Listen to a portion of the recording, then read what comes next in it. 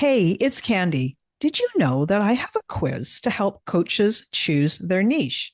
Yeah, I do. It's super popular and it has been taken more than 20,000 times. This is a fun quiz that takes you about 2 minutes to do, and it will probably give you way more clarity on choosing your best coaching niche. So now, whether you say niche or niche, it's going to work for you. And if you're a coach and you have been stuck in niche indecision, wondering what to do, then you should take my quiz and find out what you learn. You can take the quiz today at coachnichequiz.com. That's coachnichequiz.com. Okay, let's dive into this week's episode.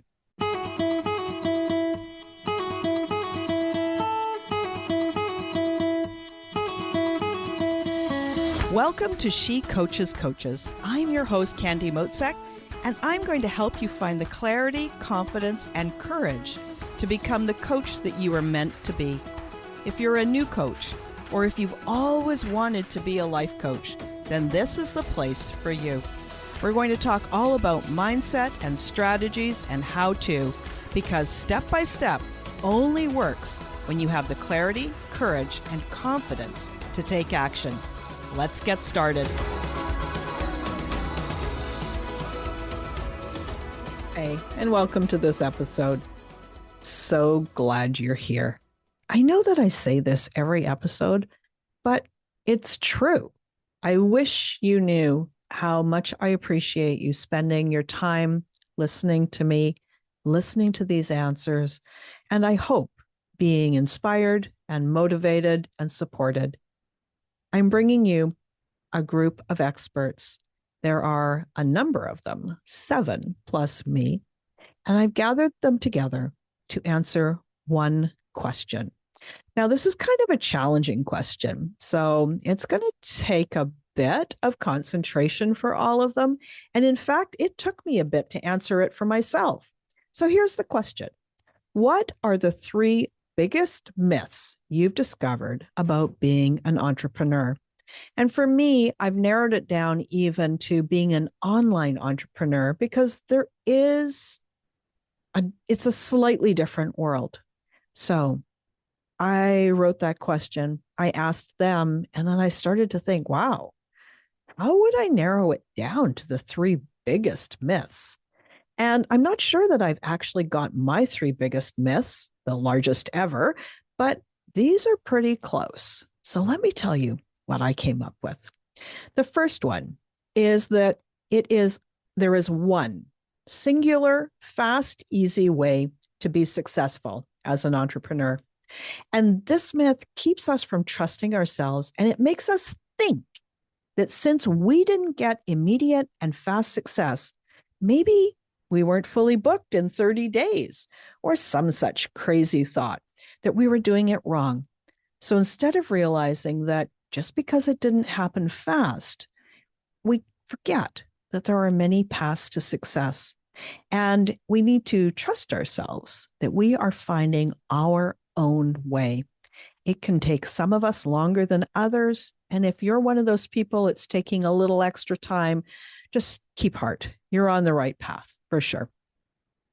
The second big myth is that a coaching business is different than any other kind of business, but it's not.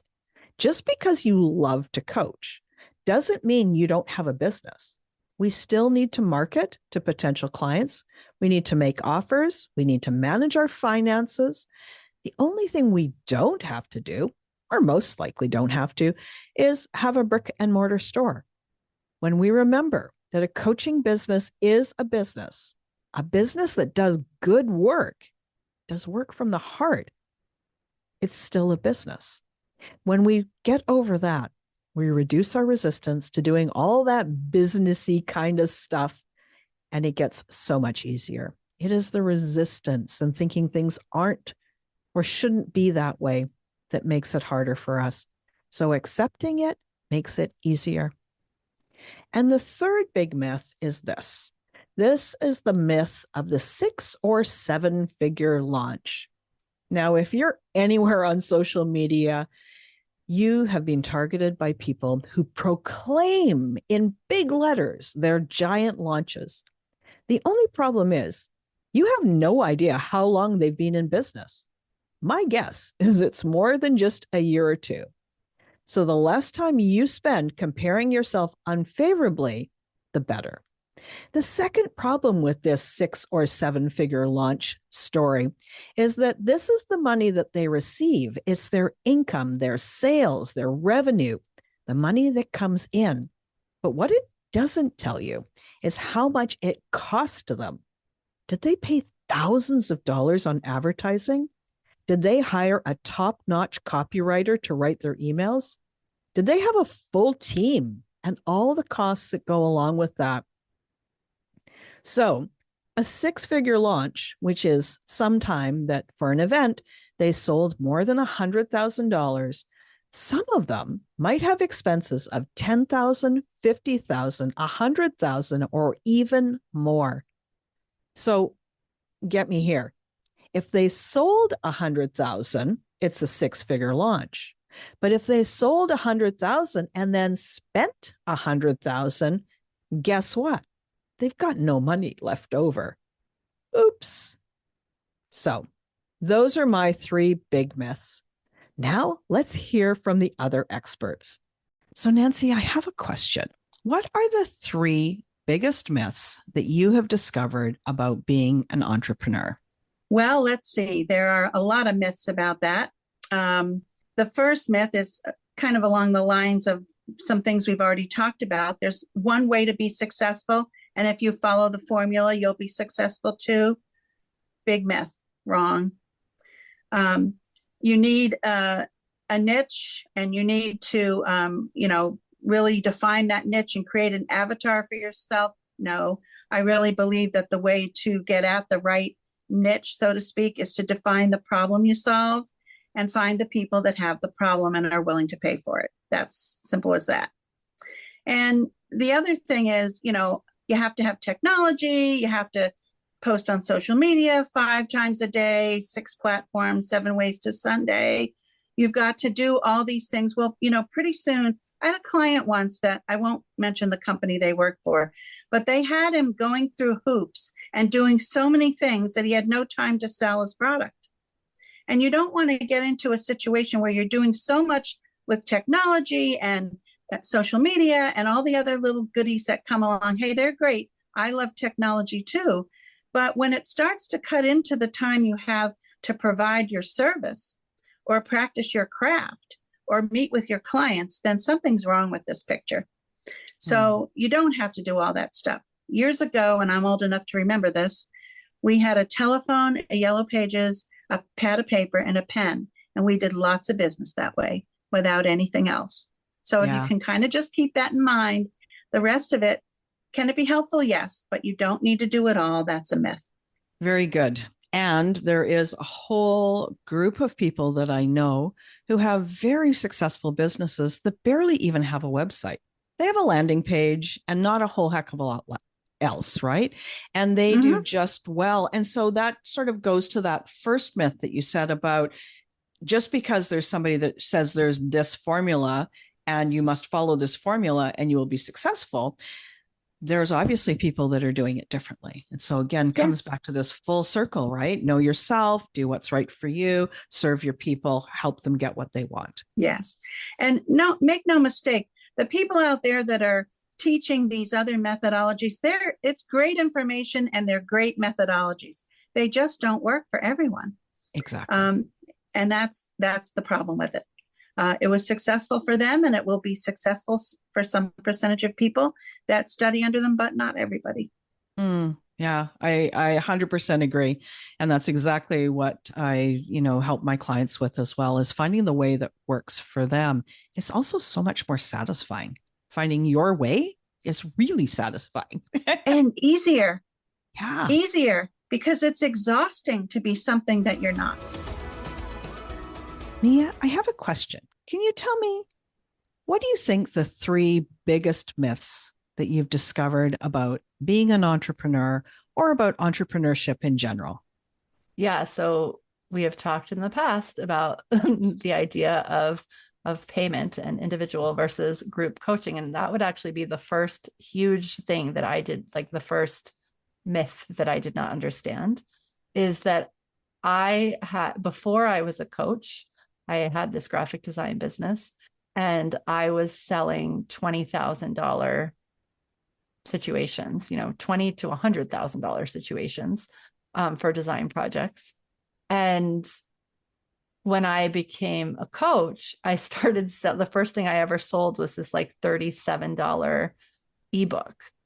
And it was freaking harder to sell the $37 ebook than it ever was to sell a $20,000 or $100,000 design thing. Like, and I was so surprised by that. Like, I just didn't, I mean, if I had done the math, I would have also seen like how many $37 things would take me to get to even the 20,000, which I don't think I did. But I was also surprised. Like, I thought lots of people would want to, lots of people would want to come buy the $37 thing, that it would very quickly add to the $20,000 thing. And that was not true. So that was one myth that I had to really sort of overcome. What's another one? Another myth. It's funny because I have to like separate coaching from, I've technically always been an entrepreneur at heart, I think. Another thing, definitely a big one for me, has been in just knowing that I did this to really create a life, and then having moments where I imagined that I had less life than some of my friends who were coming home from work, and like, including actually my husband. So my husband is a corporate person, and, just even watching him come home and just be able to like turn off, and my brain just doesn't just turn on. I have to very purposefully turn off. So the fact that it would be like an easier way to create a life was a little bit of a myth. Now, that said, like, there was perks, like the babysitter could come to my office and I could nurse my baby and I never pumped, but like things like that. But really, it wasn't as balanced as I thought it would be. Like, by nature, I had to work at it. So that was another one. And then I guess another myth was that I would never have to, that I guess I equated entrepreneur with solopreneur. So it took me a while to understand that I had taken on a lot of jobs, and that possibly if I was going to grow the amount I wanted to, I would need help. And that this wasn't a solo thing. Like, I think I sort of bought into the like laptop travel everywhere situation. And that wasn't even my reality. I mean, I had 3 kids, so we weren't traveling, we went on this book tour, but other than that, like, we were pretty much home. And so, yeah, I think those are sort of 3 things that really surprised me. I guess I don't know if they're myths so much as they just really surprised me about the journey. Yeah. And then the other that I would add to the laptop lifestyle is they always show you on the beach. And I'm going to tell you, my computer, I cannot see the screen in the sun. And then second, it hates having sand on the keyboard, right? Like, and it doesn't like heat either. Yeah, no, it doesn't like any of it. And you can't see what you're doing. Yeah. No, and exactly. Clients don't want, and your coaching clients don't want to see you at the beach. That makes them mad. They're so offended when you do that. How dare you be out there having fun? Well, and they want to be in a contained, they want to feel held and contained. And the beach feels like, the margarita guy is going to come up behind you and be part of your coaching call. Donna, I have a question. This is all about entrepreneur. What are the 3 biggest myths that you've discovered about being an entrepreneur? You can do it all yourself. You don't need help. Tech is insurmountable. I could go on and on, Candy. You got a grocery list of myths. I've got a grocery list of myths, and and one would think doing it once should make it easier, or being an paid executive in somebody else's company should make it easy for you to make the transition into your own business. And a lot of it is the value you place on the type of business you're doing. It was easy for me to value being an executive in an international company. It was hard for me to accept value in being this little tiny startup in a new business that was kind of considered woo-woo at the time. Yeah.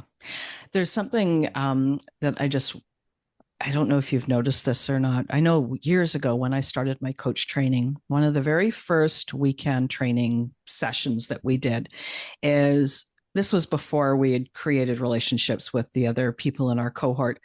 They brought everybody up in the afternoon and addressed the group. And we always sat in a large circle. There would be, say, 25 to 30 people there. And they would say, what do you know about this person? And granted, many of us had only just exchanged names and maybe done a little bit of an icebreaker. And the depth of knowing that these other acquaintances, strangers had, just having observed you, maybe having heard just a couple of words, is really shocking. We think, like you were talking about being an executive and kind of thinking you were, in the closet, as it were. And yet people can feel it and they can see it and they know it. So we kind of fool each other with that whole in the closet thing, don't you think? Absolutely. Right? Absolutely. You're out before you know that before you ever know that you're in, right? You're already out there. It's just flipping the switch and creating value for yourself. You have to pat yourself on the back more times than not and say, okay, I did this. I can do more. Mm-hmm. And then allow yourself to just stop lying to yourself, right? Like, really? Yeah. I mean, what are we trying to accomplish when we pretend that people can't see who we really are? Right. And it kind of creates this weird conflicted energy too, right? Like if you really are that woo spiritual person, and then you're pretending that you're an executive all buttoned up with the, heavy male energy, it's this weird, I think it's conflict for the people that you interact with. It's like you're not quite aligned, and so they don't know what to do with you, and it gets very strange and convoluted. Absolutely. You have to, step back and give your head a shake and say, am I coming from my head, my ego mind map, or am I coming from my heart? And if you're in your head, you have to get out of it and get into your heart. It doesn't matter what business you're in. It doesn't matter what service you're providing. If it's coming from the heart, it will be true and aligned with your purpose. Yeah. Yeah. And that's the flip of the question. The three biggest myths is the one truth thing is to become totally aligned with your heart and who you are, and to live more true to who you are, right? Absolutely. So, Wendy, I have another question. Can you tell me, over the years, what are the three biggest myths you've discovered about entrepreneurship? So the first one is that you are alone. By definition, you would think entrepreneurs are solopreneurs, right? We often talk about how isolating it is and how you're out there on your own, but you're not. I have found quite a network with my author group. I have found in my writing group, I have a group of speakers that I am a part of. I have a group of technical professional women that I am a part of. You can be as connected as you want to be and not be isolated, right? So that would be the first one. The second is this idea that you have to make the right decision. And I just think that's garbage, because none of these decisions are permanent. I think one of the best pieces of advice I ever got was when I was very first starting out and I wasn't sure what to charge. And the advice I got was, charge what you think is right today. And if tomorrow it feels wrong, charge something different. Now that's a mic drop. Really? So none of these decisions are permanent. You can choose to go one direction in your business, and if it doesn't make sense, pivot and go a different direction. You may pick a client that you're like, yes, that is the dream client. I had one of those. And then I got in and I was like, this dream is a nightmare. And so, they get a different rate than everyone else if they want to come back. Okay. So then the third one is that you have to do all the things. You don't have to do all the things. There are lots of people who are willing to help you do the things that either you don't know how to do or that you don't want to learn how to do. Just like when I tell people in making flex work to assess the expectations and to value optimized work, you have to do that as an entrepreneur. What are the things you want to invest in as new skills? And what are the things you want to invest your time in? And what are the things that don't make sense for you to do that? Yeah, that's so helpful. Nina, let me ask you this. What is a big myth that you have discovered about being an entrepreneur? Well, I think I already touched on this, that you have to do it alone. Like, this is the first myth that no, it's not true. You can have a biz bestie. Like, I love having conversation with my biz bestie because, just bouncing ideas off is going to help you. And you can do it. If you have help, you actually can be a better business owner. And then the more you grow, right, you can hire people. So not only that you help your clients, but you help other people grow their businesses. So it's this ripple effect that you are going to see. So you don't have to prove it to anyone. You can ask for support. You can hire coaches to help you get faster where you want to go. You can, network with other people and meet them regularly and be in a mastermind. So you don't have to do it alone. This is the most important one for me. So, Elisa, I have another question for you. Could you tell me, in your experience, what are the 3 biggest myths that you have discovered about being an entrepreneur? So the first one I'd say is that it's easy. I don't think it's so easy, or that there's one way to do something. I get a lot of people come to me being like, oh, like I have like the secret process or the recipe for this that's going to like get you from $0 to $1 million in 2 weeks or something, these like amazing dreams. And I really think that, that it's a bit of like a roller coaster. Sometimes I think like, oh yes, but if you're living your passion and you're happy every day, then it's going to be so great. But there are definitely ups and downs, and there's rejection and things don't work, and technology can be frustrating. And like, there's a lot. And some days you're not so motivated, and some days you really, really are motivated. And I'm actually finding with myself, I don't know, maybe this is the second myth, but being a project manager, I'm a super organized planner person, but then I find myself, and usually I'm like good at, getting down and working, but then with being an entrepreneur, have the squirrel syndrome. I'm like, oh, there's something here. Oh, there's something there. And I like, oh, this reminds me of this. And then I go do this, and then I get lost over there. And then I come back 20 minutes later, and then I forget what I was doing. And then I thought that I was going to be as organized with myself as I was with my corporate job in my entrepreneur job, but there's like so many things and opportunities that you can do. And so I'm finding that not as easy as I thought it would be. Another myth is if you build it, they will come, which I love that. Like, some people oh, I got my website now, and I have like a coach friend who did that. She's like, well, I can't do anything without my website. And it took her like 9 months to make a website. And then she's like, well, now I got to make sure I have like a place so I can meet people, like a little office to have. And, and then I'm going to like all these things. And it were all just barriers that she was putting in place to actually putting herself out there. She hadn't told anybody yet. She wasn't talking about it. She wasn't putting it on social media. She wasn't, and so it's like, you can do all these things, but it doesn't necessarily mean like it could still be crickets. And so you got to tell people, about you in order for them to even know to show up. Yeah. Yeah.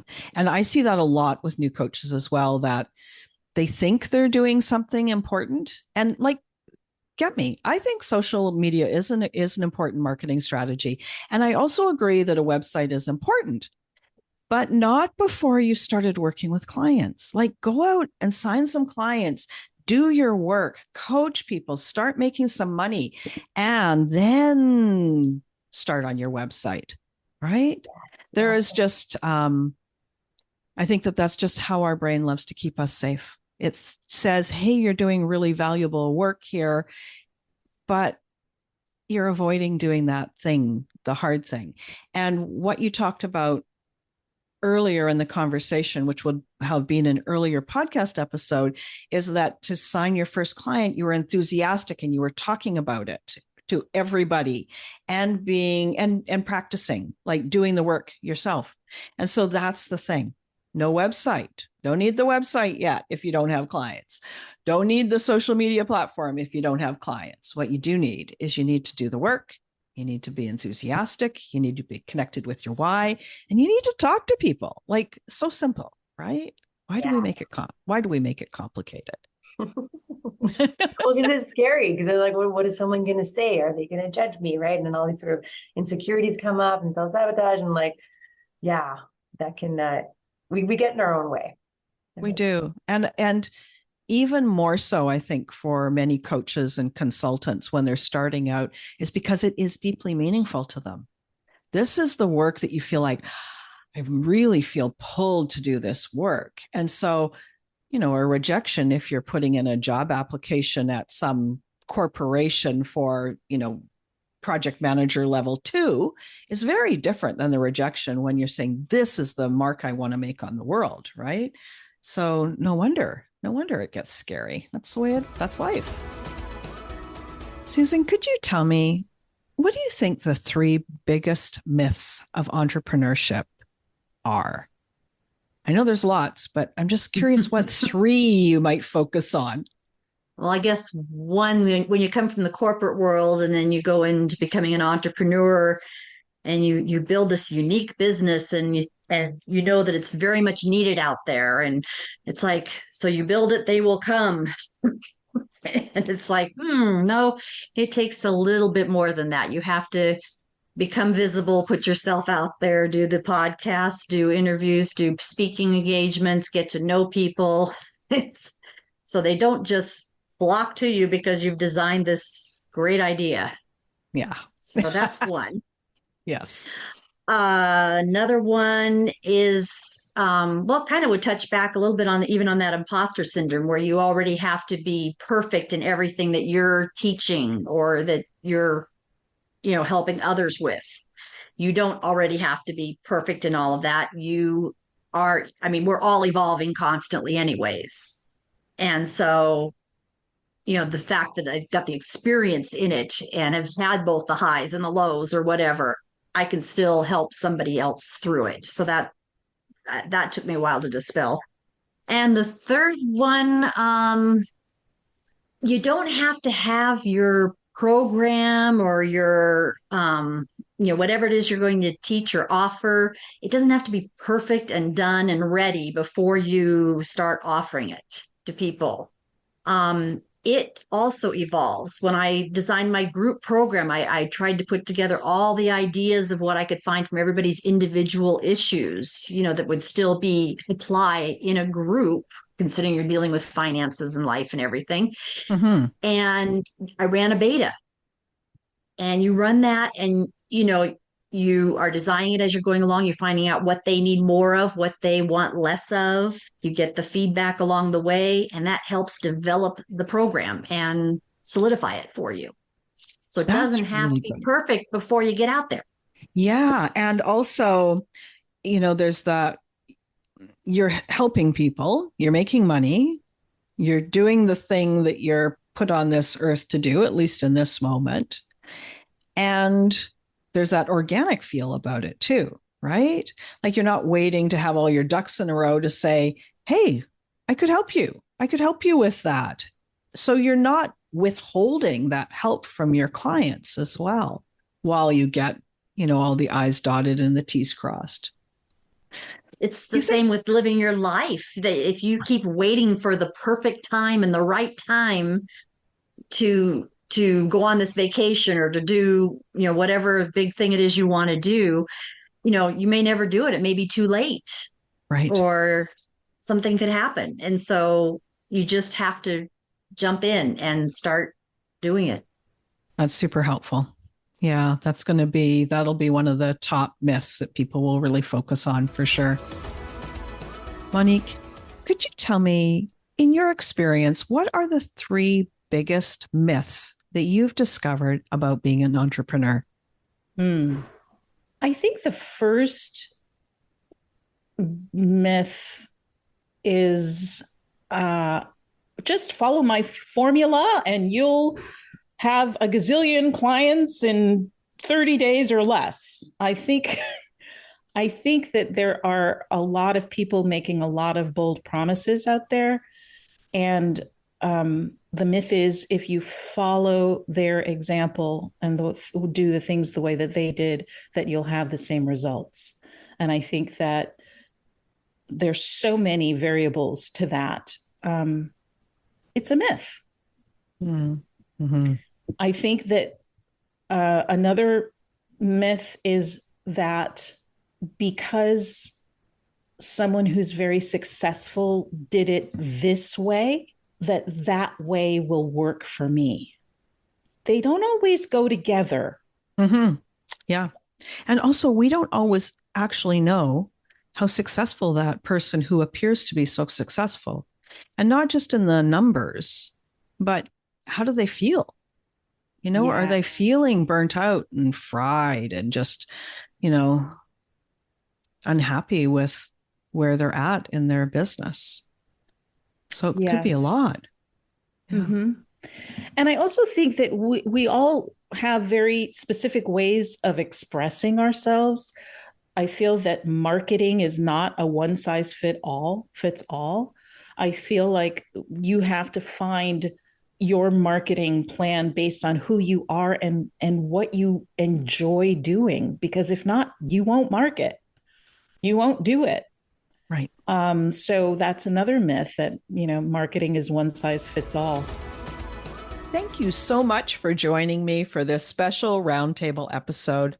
I was so pleased to interview these amazing experts who each bring such a wealth of experience. Tune in next week. I've got more exciting episodes coming your way. Talk to you soon. Thanks again for listening today. Please hop on over to Apple Podcasts and leave a review. Also, I would love to hear from you. Did something that I say resonate? What else would you like to learn about? Click the link in the player and leave a comment on the post. This is going to give me great ideas for future episodes so I can help you best. Join me again next week for more coaching, support, and teaching to help you become the confident coach you are meant to be.